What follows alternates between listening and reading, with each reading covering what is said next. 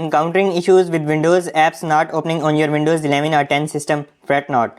Our quick and easy tutorial is here to guide you through troubleshooting and resolving this common problem. Learn simple yet effective fixes to get your Windows apps up and running smoothly again. Whether it's a glitch in the system or a minor configuration issue, we have got you covered.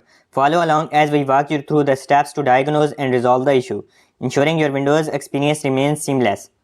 Watch now and bring your apps back to life effortlessly. Run the Windows Store Apps Troubleshooter. Step 1. Open Settings.